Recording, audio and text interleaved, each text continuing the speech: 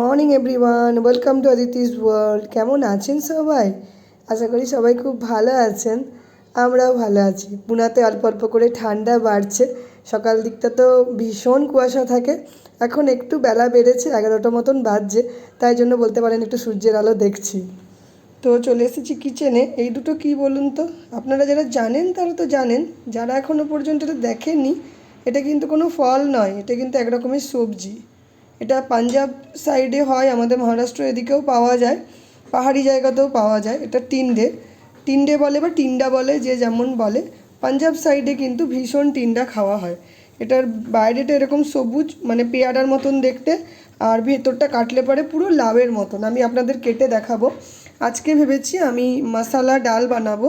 এখানে জলের মধ্যে ভিজিয়ে দিয়েছিলাম অনেকক্ষণ এই ভাজা মুগ আর মুসুর ডাল, আর এটা পেঁয়াজ রসুন সব কিছু দিয়েই ডালটা বানাবো। তো চলুন, এখানে আমি প্রেশার কুকারেই ডাইরেক্ট বানাবো, কারণ টিন্ডেটা লাউয়ের মতন তো একটু সিদ্ধ হতে সময় লাগে। প্রেশারে আমি অল্প করে তেল দিয়ে দিলাম, তেলটা একটু মানে কাঁচা গন্ধটা চলে যাবে, তারপরে এটার মধ্যে অল্প অল্প করে আমি ফোড়ন দেবো, আর এই পেঁয়াজ আর রসুনটা দিয়ে ভেজে এটা বানাবো। চলুন টিন্ডেটা কেটে নিই আগে আপনাদের, তারপরে দেখাই। তো আমি কড়াই একটু ঘিও দিয়ে দিলাম, মানে প্রেসারে, কারণ এখানে যেহেতু ডাল বানাবো লাউয়ের ডালের মতন, সেই জন্য। এখানে টিন্ডেটা দেখুন, আপনাদের কাটি নিয়ে এটা আমি আপনাদের দেখিয়ে দিচ্ছি কেমন সফট হয়। দেখুন ভেতরটা সফট আর বাইরেটা হচ্ছে শক্ত, তাই জন্য খোসাটাও মোটা হয়। খোসাটাও ছাড়িয়ে নিয়েছি আর লাউয়ের মতন করেই কেটে নিয়েছি। অল্প একটু টমেটো দেবো, মানে হাফ টমেটো দিচ্ছি।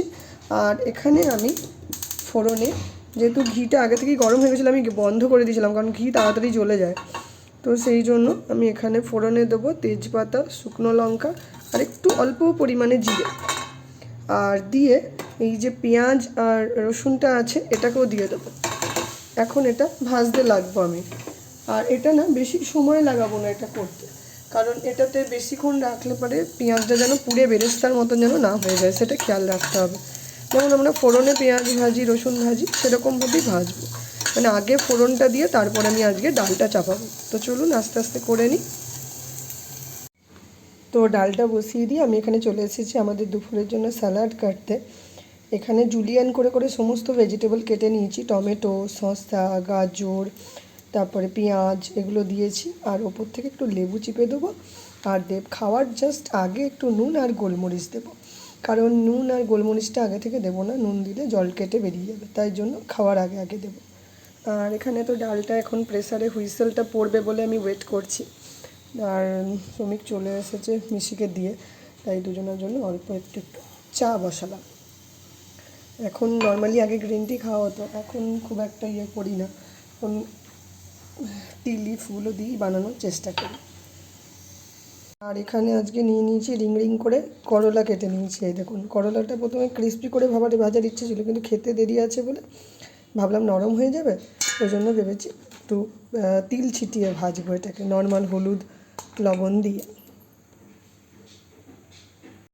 তো এখন চলুন একটু চা নিয়ে বসি, একটানা কাজ করছি তো, এবার একটু চা নিয়ে বসি, তারপরে কিছুক্ষণ বাদে আবার কাজ করব।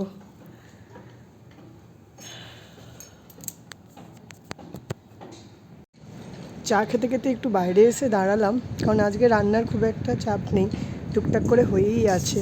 আর আজ যেহেতু বৃহস্পতিবার, মিশির জন্য একটু মাছ করেই রেখেছিলাম কালকে, তাই আজকে আর কিছু করব না, আমরা নিরামিষই খাবো।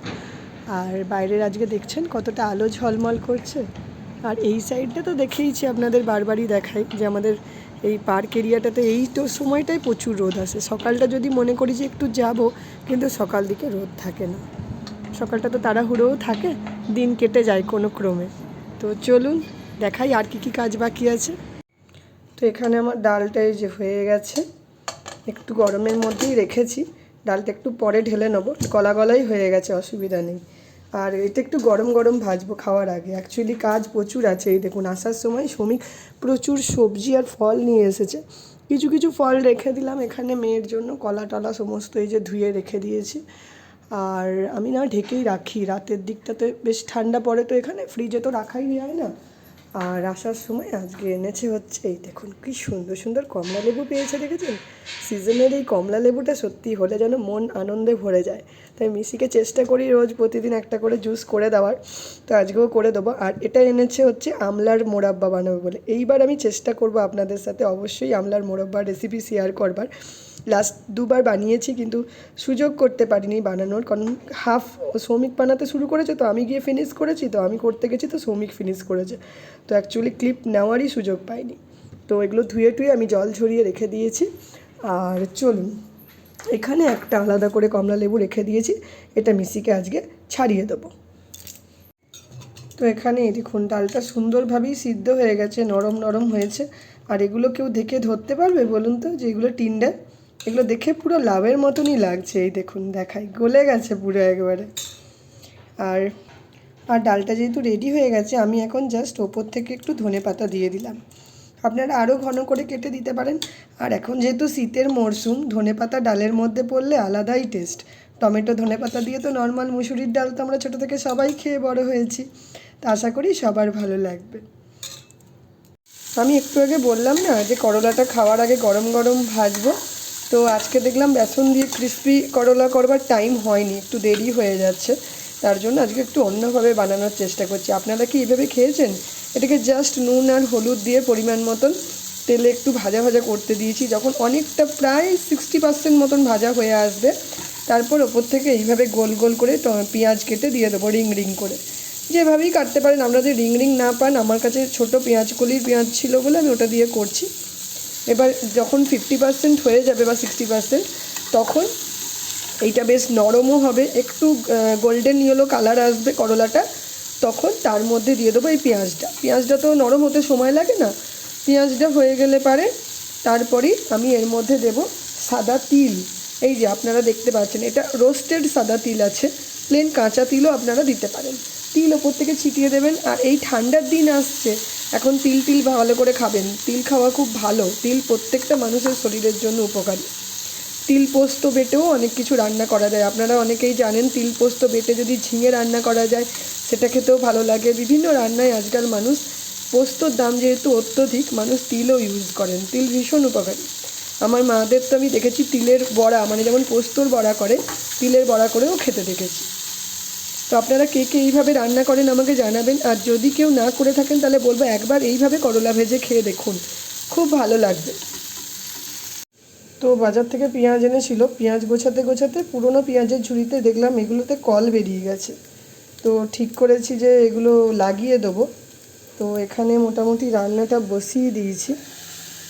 এই যে রান্নাটা হচ্ছে, হোক, গ্যাসটা কমিয়ে দিলাম। চলুন যাওয়া যাক। তো এই দেখুন আগের দিনের এই পেঁয়াজটাও আছে, এগুলোও পেকে পেকে এসেছে। চলুন এগুলো বসিয়ে দিই। এইভাবেই দিয়ে দেবো, তলা দিয়ে শিকড় চলে যাবে, এইভাবেই হলে হবে। আর জল তো সকালে আমি মাটিতে দিয়েই দিয়েছি, এখন আর জল কিছু দেব না।